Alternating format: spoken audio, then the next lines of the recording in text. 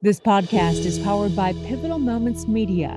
Check out our education, content, and more at pivotalmomentsmedia.com. Rise Above is a podcast series powered by Pivotal Moments Media that focuses on real people from all walks of life as they tell their story of adversity.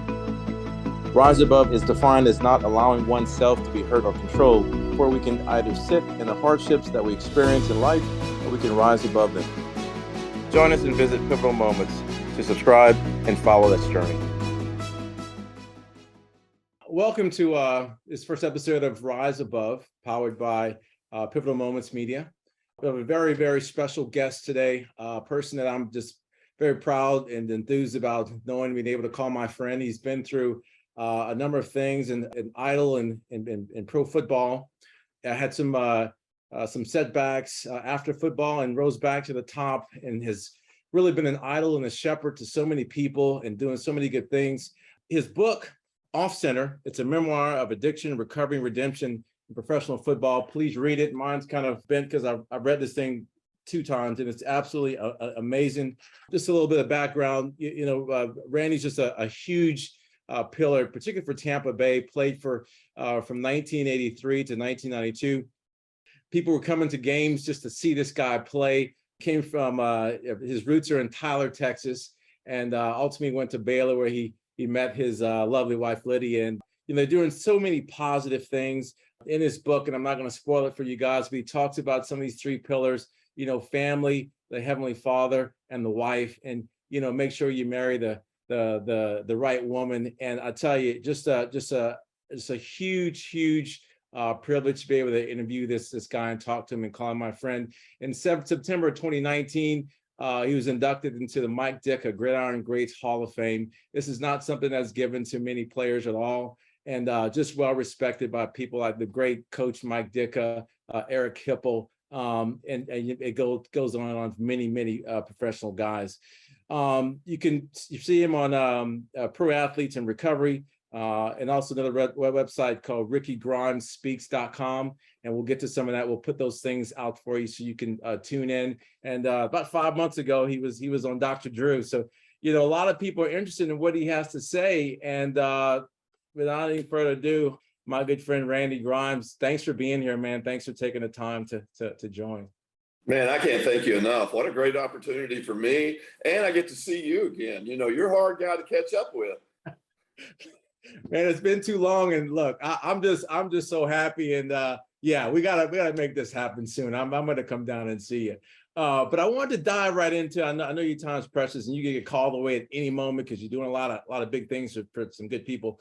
Talk about Tyler, Texas, and growing up and some of the trials and tribulations you came through, because some people look at professional athletes and they go, man, this guy Randy, man, he had it all going and just walked through it, and it was so simple. Talk about growing up on the farm. I know your mom and dad were on the farm, and you had some adversity you had to overcome, and particularly about that event when you were 8 years old. Oh, well, yeah. And, Tyler, Texas, and growing up in East Texas, it was all about Friday night lights, football, pasture parties, pickup trucks, and girls. That's pretty much what the whole thing was about. And, I grew up in a great Christian home. Mom and dad, they had me in church every Sunday. There was no history of substance abuse in my family. There was no indication of what lied ahead for me. It was, football came easy for me. It's not something I had to really work at. It just came. I had an older brother who was a motivator. I had a dad who was a parole officer by profession, but he should have been a football coach. And so I had those motivators that were pushing me. I can remember sitting in his lap for many Dallas Cowboy football games, and just watching football. And, instead of out in the yard playing or running around the neighborhood, I was sitting there watching professional football at an early age. But, that's what I love to do. And football was something that, like I said, came easy for me. It came easy for my older brother, who went off to Southern Arkansas on a scholarship and played. And, little did I know that the scouts were coming around from different colleges and looking at older guys, or the guys that were seniors at the time. I was junior at the time, And that's when I started thinking, maybe I could take this to the next level, or let's see what happens if I do take it to the next level. And I had a great senior year. I could have gone anywhere in what was then the Southwest Conference. Baylor, Rice, TCU, Arkansas, SMU, Texas Tech, all those great schools. And I chose Baylor because I wanted to make mama happy and be that good Baptist son and go play for Grants Half. And it was the best decision I ever made because I met my wife the very first day, my freshman year. We went out that night. We got married after our junior year. She was going to teach. I was going to coach. We were going to live that all-American dream. And again, Doc, football just came easy for me. I played with some great guys. I had to go against Mike Singletary every day in practice.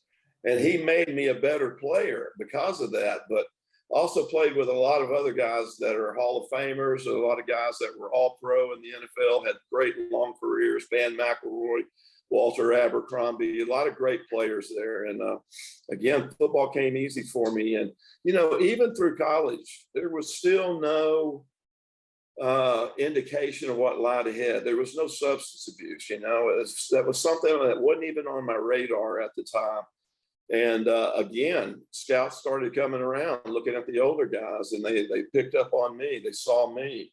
And I knew that if I had a great senior year and then I had a great combine or a great 2 or 3 combines, that I was going to be drafted in an early round, and everything worked out. And I was drafted in 1983 in the second round, the 45th player selected, the second center taken that year behind Dave Remington. So, life was great. We were already married. We got married after our junior year. So, it's just me and her sitting by telephone in a 1-bedroom efficiency on the campus of Baylor University, waiting for that phone to ring. And sure enough, Coach McKay called. Randy, we just drafted you in the second. I'll see you tomorrow. Click. And that was it. Incredible. Now it's ESPN all day and all these great big productions they put on, and green rooms and private jets and all that. But back then it was just me and her sitting in a room by ourselves waiting on that call. Right. So like, for athletes in high school, that also feel like, football comes easy, basketball comes easy, but you put in a lot of dedication too, and you worked your butt off in the gym and all that. Can you speak to some of those people in the audience that might think, this is easy, maybe I shouldn't work out? Because you're pretty focused in high school and college and all that, and you took that extra step to make it into the professional ranks, right? Yeah, and when I say it came easy for me, that I'm not saying I didn't do the work, but by saying that it came easy for me, I enjoyed the work.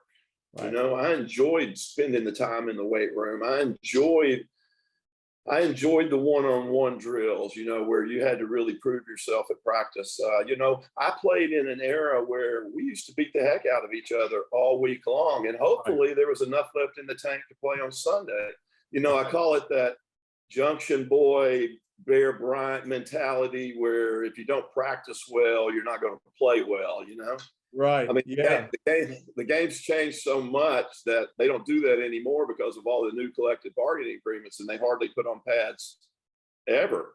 And there's less injuries during the week as opposed to back when I played, when we suffered a lot of the injuries. But, I enjoyed that stuff. I enjoyed going one-on-one with people. I enjoyed getting in the weight room. I enjoyed doing everything in the off season to prepare for the next season.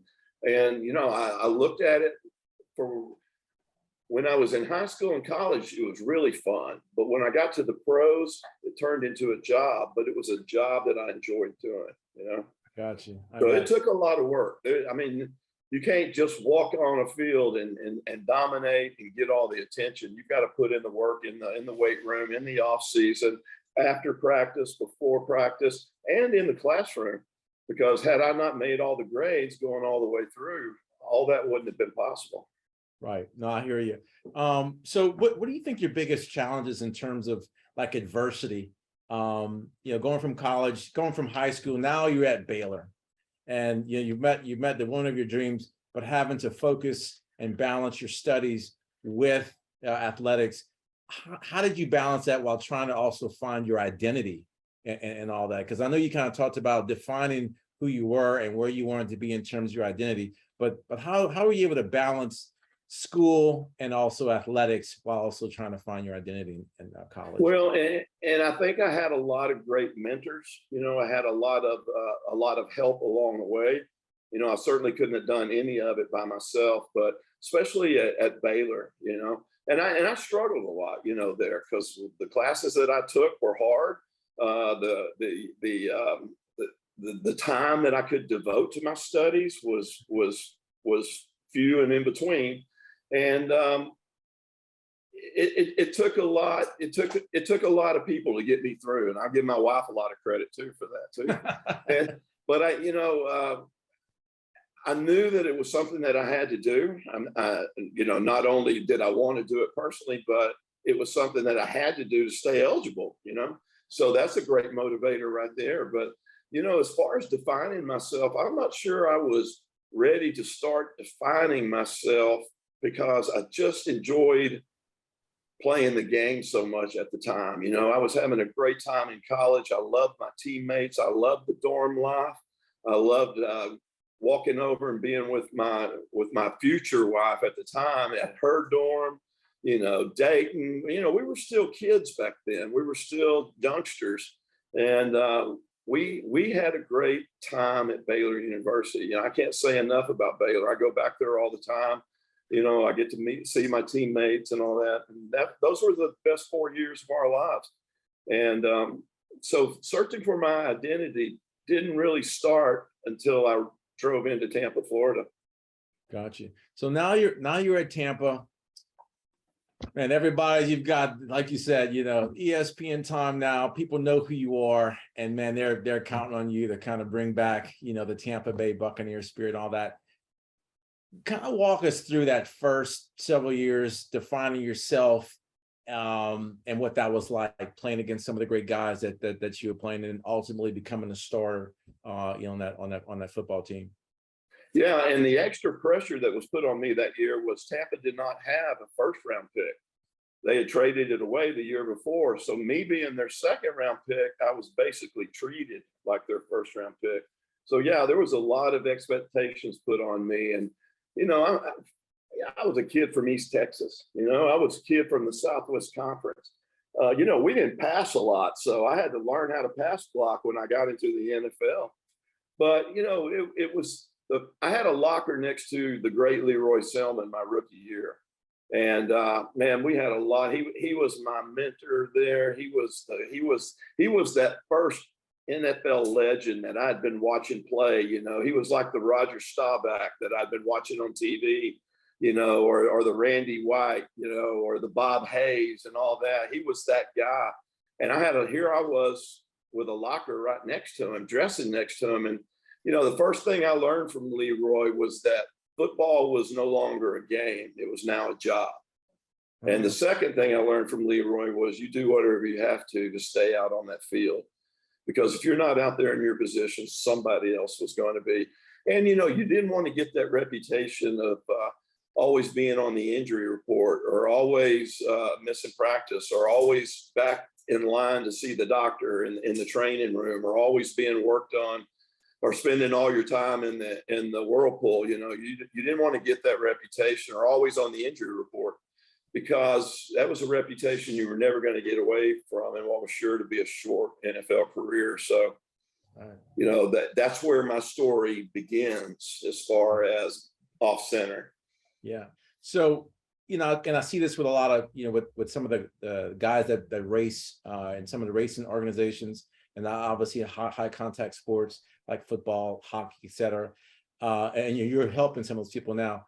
I guess talk to a little bit about how Off Center started. I mean, that's why you wrote the book, and you're helping so many people from your experiences. Because you were indoctrinated into this culture in the NFL, where some of these things they were just kind of given out to you guys. Right.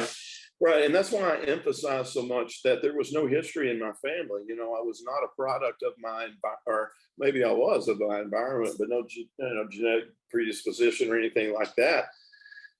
Back when Leroy told me you do whatever you have to stay out on the field, I'm sure he didn't mean take a handful of opiates every day. and practice through the injuries and the different things that are going on with your body. And I'm sure he didn't mean take a handful of sleep pills at night to get to sleep through the throbbing pain so you could get up and do it again the next day. But that's what I started doing. I was willing to do whatever I had to stay out on the field. And this is, Doc, this is back when I was 23 years old. This was back when I was playing some of the greatest guys that ever played the game. This is back when I wanted to be all pro. I wanted to feed my family. I wanted that next big contract. I wanted to be the greatest center that had ever played the game. And I was willing to do those things to be that person, to find that identity. And, I justified it so well back then because, like I said, I wanted to be the best that ever played. I wanted the next big contract. I wanted to feed my family. Those are ways that I justified it.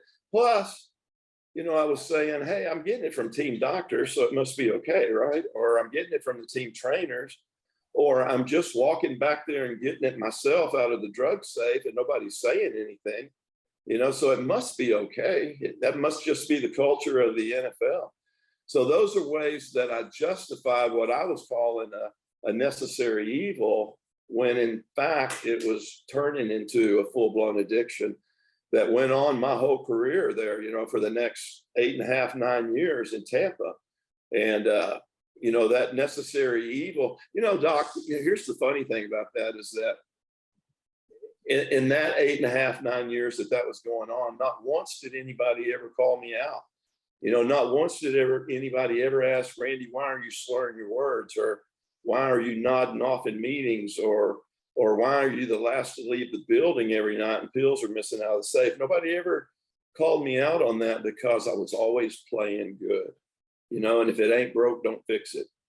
And that, I always think if somebody would have just called me out on that once, or maybe helped me get through that. And I'm certainly don't blame anybody else ever. I'm responsible for everything that I did and put in my body. But I just think, man, if somebody would have called me out on that, maybe it would have stopped. Maybe it wouldn't have progressed to the point to where the last 2 years of my career, I was playing games in complete blackouts. I was taking so many benzodiazepines before games and so many opiates before games that, I was a starting center. I was the quarterback of the offensive line. I was the guy that was audibling blocking schemes and getting guys going in the right direction and listening to the quarterback and then making sure if he audibled, making sure I changed everything on the offensive line. I was the quarterback of the offensive line, and I was doing it all in a blackout. Last 2 years of my career, I don't remember playing any of the games. Wow. And, now that we have concussions and CTE and all those things ongoing, and look, people put pressure on players to get back in the game. I've worked with a number of people as well. And, I think about this concept of, guilt versus shame, guilt being, well, that was bad, versus shame, or, okay, I am bad. How do you balance that or give advice to some of those other players that are out there? Because some of that's obviously still going on. The pressure to get back in the game, whatever it takes, stay in the game, do it. We'll give you these pain meds because, again, you guys are indoctrinated into this. This is the culture. This is what it's supposed to be. And it's doctors like myself giving you this. How do you as a new player coming in, how could you penetrate their mindset of, okay, that's not right, and this is what could potentially happen to you once it's all said and done? Yeah, you're right, man. And I call it, I know you've probably called it this too, it's that warrior mentality. It's that big boys don't cry mentality that our dads raised us like, because that's how their dads raised them. You pick yourself up, dust yourself off, and get back in the huddle, and you keep your mouth shut. You suffer in silence. That's what men do, and my message today is that, no, that's not what men do. It's okay to not be okay, but you've got to raise your hand and ask for help. And that suffer in silence mentality that's fueled by guilt and shame and pride and ego and all the things that athletes struggle through, that gets people killed.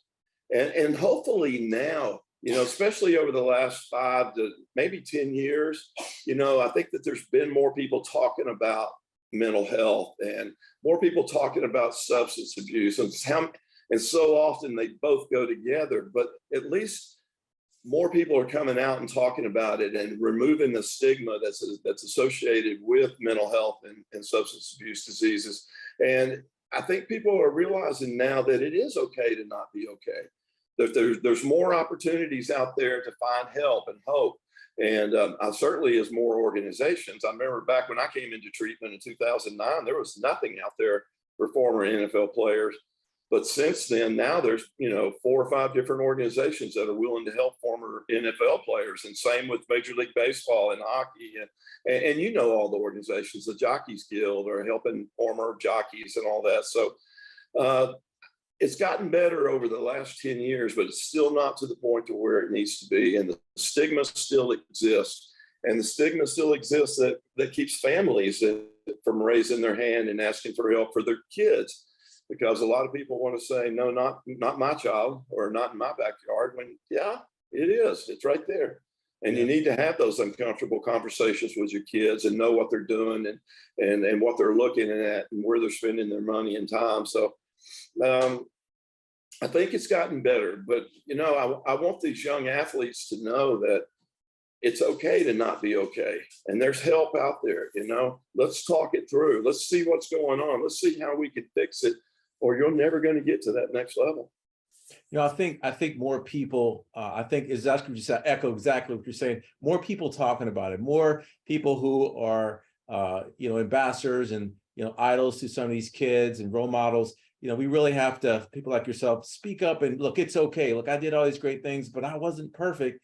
And I had some falls, but this is how you get back up.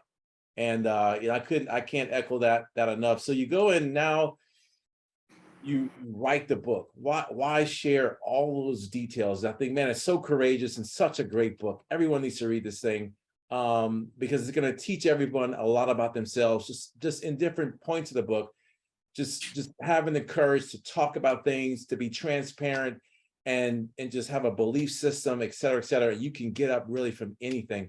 Why do that? And what were you thinking when you decided to write the book? Well, what I was thinking was, and all of us were thinking of it, we wanted it to serve as a healing process for the Grimes family, because everybody in my family had a platform in it. Everybody participated. They had a part in it, and they got to share what they were going through with my addiction and how it affected them. And that was the main goal. I didn't care if I sold a copy or not. I just wanted it to be a healing process for the Grimes family.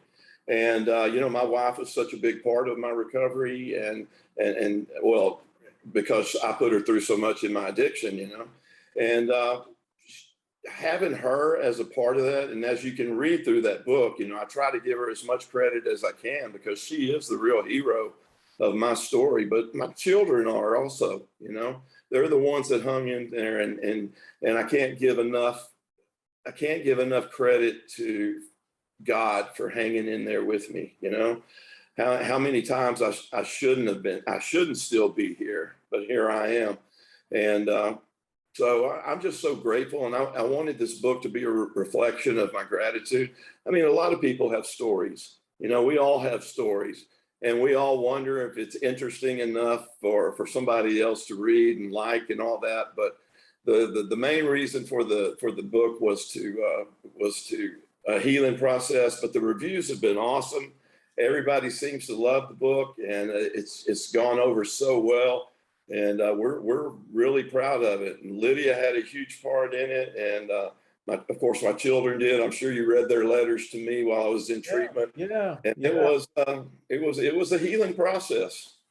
And look, for me, I think what I was most impressed by is that you didn't talk about just yourself. You talked about kind of the culture, things that people really need to know, how you can help yourself. And look, I did this. I don't blame anybody. This is what happened to me.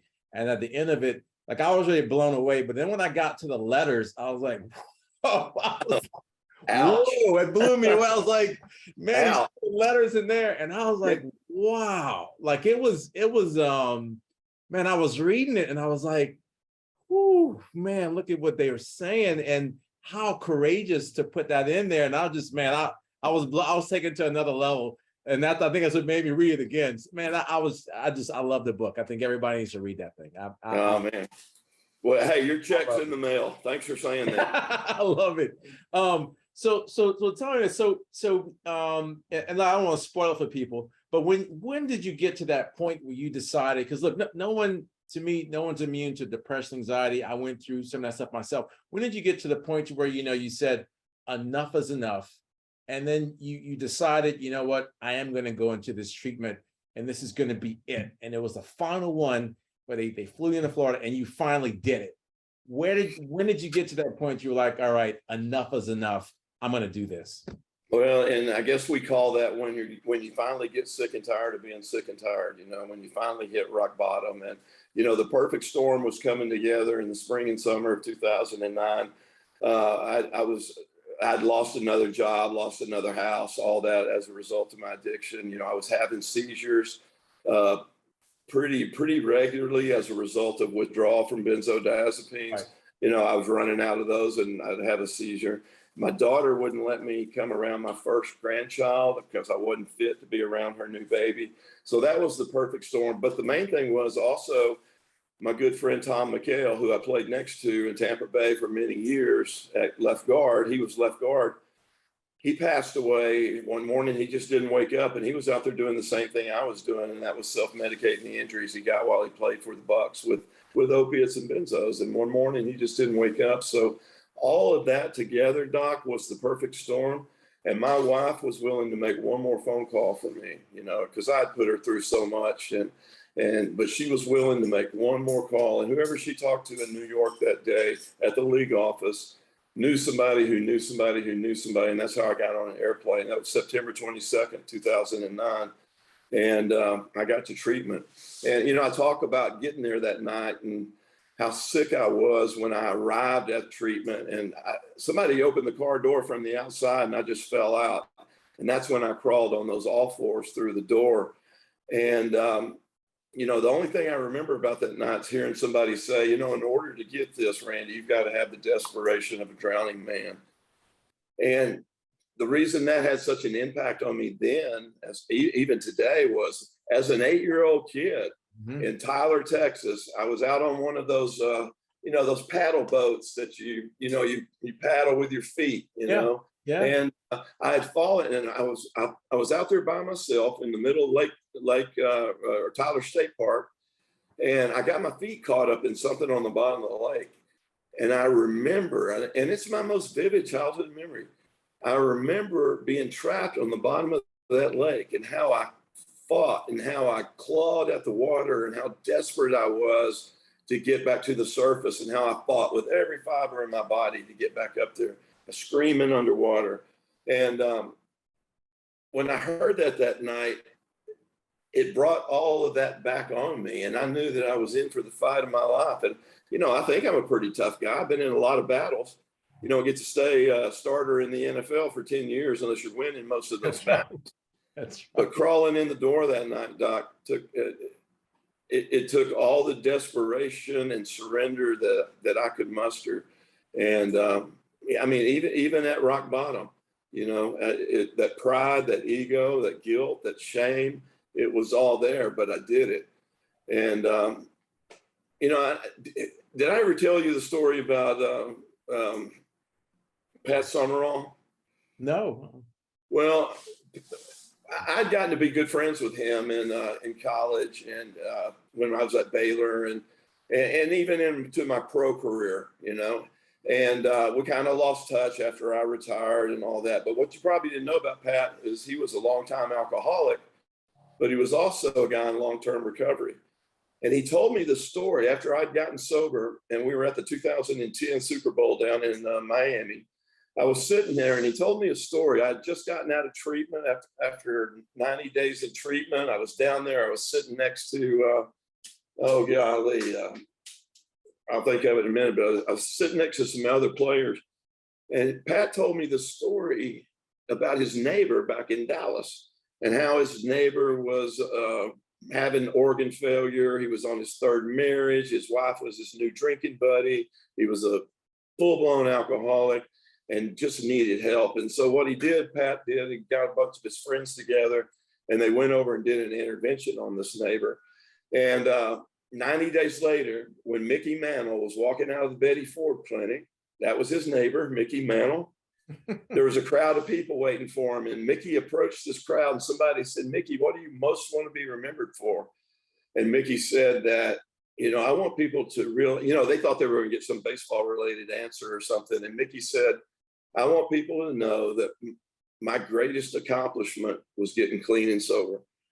And when I crawled in the door that night, that's how I felt, even over all the football accolades, over the birth of my children, my marriage, because if I don't crawl in the door that night, everything else was for nothing. And that was my greatest accomplishment, was crawling through that door. Wow, man, that's like I said, I don't want to spoil the book for people because I just want them to read it because it's so great. Can you walk us kind of through an intervention and so they understand what that's all about and how someone kind of contacts you and then you take over from there? Because you're like, spur of the moment, I'm out of here, I'll take a flight and I go find this person in need.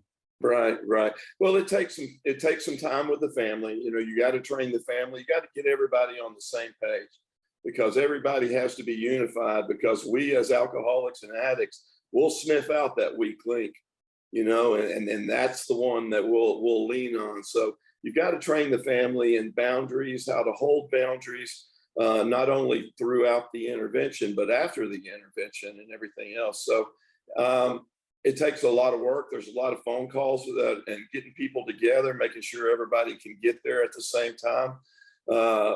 Finding a location that's suitable is always a problem, but well, it is until we get it worked out. So it's just a matter of getting everybody on the same page and training them about addiction, what to expect the person we're doing the intervention on, what they're going to say, what they're going to do, and then preparing for those answers or reactions from them.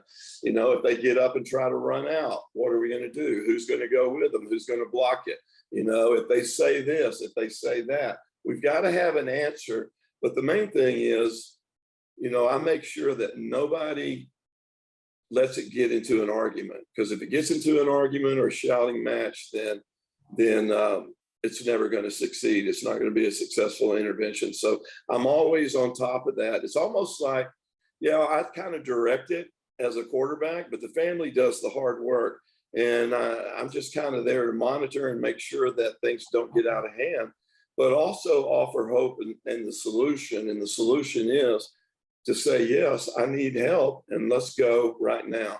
And, I'll escort them into treatment. I'll take them on, I'll get them on the plane or in the car, whatever it takes, but I'll take them straight to their treatment center. And, that's where Lydia is so helpful. And she's so good with the families, and they just love her. And they, the cool thing about it is when they see us come in and they know my story, they realize that there's hope.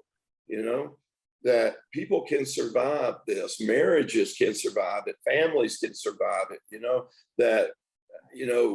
that relationships are resurrected as a result of putting your hand up and asking for help. So I'm glad you mentioned that too, because I wanted to talk a little bit about her. Save the best for last. Your lovely wife that you met at Baylor. Meeting the right person. I mean, man, she was there for you. You guys are just soulmates. Like, how does one pick, a person like that just stuck with you through emotional pain, physical pain, emotional pain? She was there for you and just always had your back. And you seem, you through humility and transparency, everybody can see. And I met you guys the first time in Vegas and ultimately saw you get in Florida.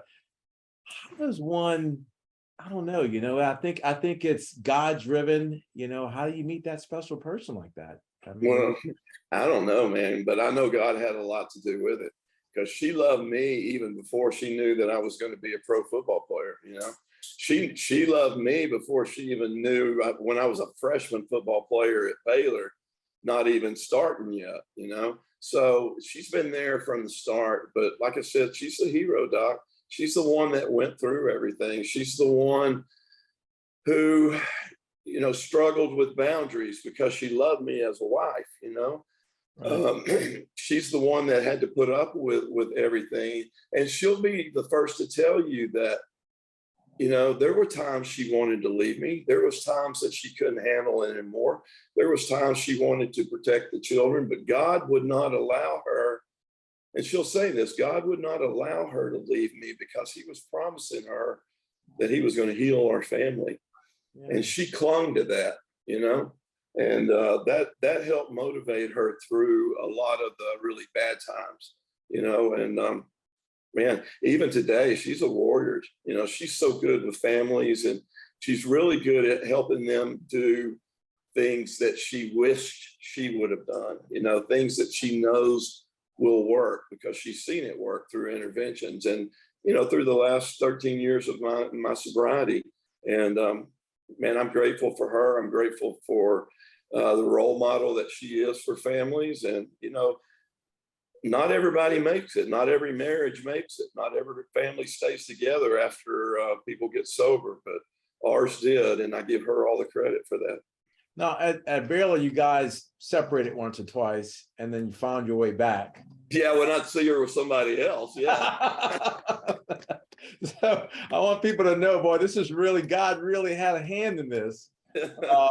Because, yeah, you separated for a little bit, then y'all got back together. You're like, wait, what am I doing here? God said, you need to wake up. Come on, yeah, be a soulmate. And boy, just what an angel. That, like you said, just was there for you, and I know you're there for her.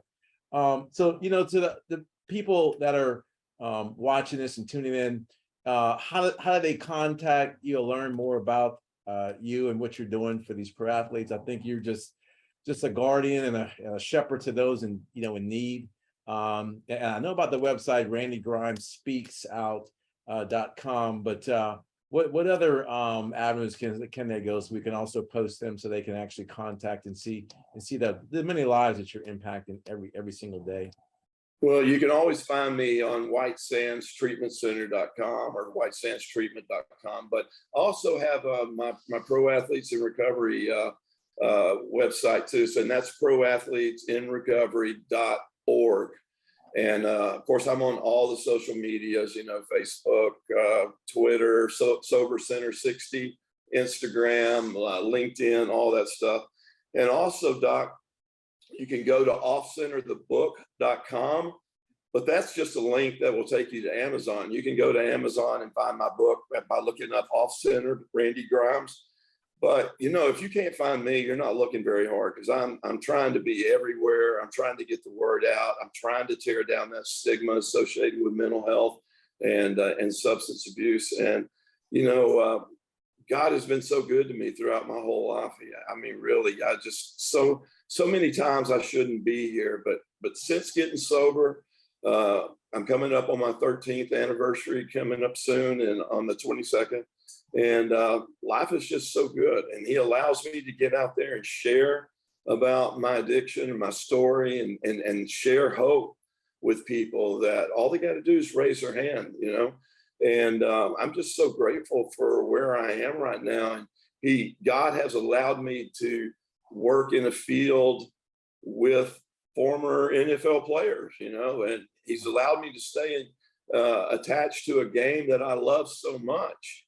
And that's what Pro Athletes in Recovery is all about, is that bridge between former players and resources.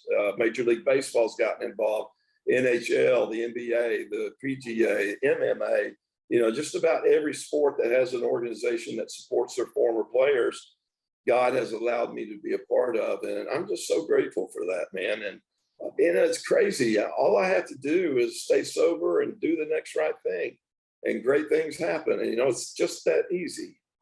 But, for so many people, they don't get that. I think that your phone rang and you answered that call, because a number of things, it's easy to do the right thing. Maybe there's a $10 bill on the counter and people will walk away from it. Others will take it. And so, I mean, again, just the humility, the courage and all that. I mean, I remember when you gave me a ride to the airport from when we were in Tennessee together, and right. And you told me about the book, and I was like, man, that's gonna be cool. You're writing a book. I had no idea it was going to be that, man. Like I was just, I didn't either. I remember, I remember meeting with good old big Sam McDowell, man. That guy, love him to death, and we definitely have to connect again for sure. I want to come down there. But now again, now as you're doing this, because you can tell the passion in your eyes, like you are like, I'm doing something, I'm doing God's work. Your wife is there with you. And in the book, I mean, it's well illustrated how she's putting her arms around these people. You guys just expressing love, and you really care. It's not just these sort of exercises that you're going through. You really care about these people, and you check up on them. And so it's not like you're just delivering a package and then you're out. You're actually checking in on people. And I guess for the audience listening and trying to get more people to understand that it's okay to talk about this stuff, no matter where you are in your life, whether you were at the ranks of being a celebrity like you have been, it's okay to talk about them, because as a role model, more people are gonna listen. And I think once they get over that barrier of the embarrassment and all that, more people are going to be affected, and we're going to get really some more groundwork with this and some more traction. I hope so. I hope so, because this is such a devastating disease, and it wrecks families and it wrecks marriages. And we're within we have a pandemic within a pandemic. Basically, where we're losing an entire generation of young people to overdose right in front of our eyes. 110,000 people last year. That's incredible. And I know for a fact that we're not going to legislate our way out of it or arrest our way out of it, but I do think we can educate our way out of it. So that's our role. That's what I do. That's what Lydia does. That's what all my people in my industry try to do, is educate families on this disease of addiction and the mental health that goes along with it. And man, if somebody else has a better solution, let me know, because I'm willing to do whatever I can to save lives. And that's basically what it is, Doc. People are dying in front. I carry around four things of Narcan everywhere I go, because I'm always expecting to run into somebody that's overdosed. It's just that common. Oh yeah. And people think that it's gotten so much better, but it really hasn't. No. So the first time we met, man, years ago, you haven't aged much, Randy. I mean, Oh, please. Have you changed your nutrition or something? Because the next question I got for you is, how's being a grandfather? Because now you're interactive with the grandkids and all that. How has that changed you? Oh my gosh. Maybe that's kept me a little younger. I know I don't look it. Maybe I think it. My brain thinks I'm still 20. But the grands it's so different than raising your own children. You can love them, you can spoil them, you can have fun with them, then you can give them back. That's what I hear. But Lydia is in heaven every time she's with those babies, and they just love on her, and she's such a good grandmother, and we enjoy having our time with them. And them being in Houston and us being out here in Florida, that's kind of rough. And my son, of course, he lives in Rwanda with his baby and his wife. So we're all spread out. But when we were just recently all together, and we had a great time, and it's Doc, it's just so much different now. It's it's unexplainable. Well, I tell you, anyone watching this broadcast, this called Rise Above, again, powered by Pivotal Moments Media, man, this has been such a great time to catch up with you, man. We're going to do this more often. You're my hero, so thank you. Thank you, man.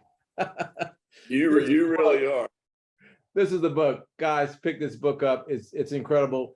Don't mind the things are bent, because I've been through this book a few times. Such bravery, courageous transparency in this book. You're going to learn a lot just about the culture, just about being up, being down, and fighting your way back up to the top, doing really courageous things, getting your family back. And my friend, my man, Randy Grimes, thank you so much for being on my. Thank you, Doc. Thank you very much.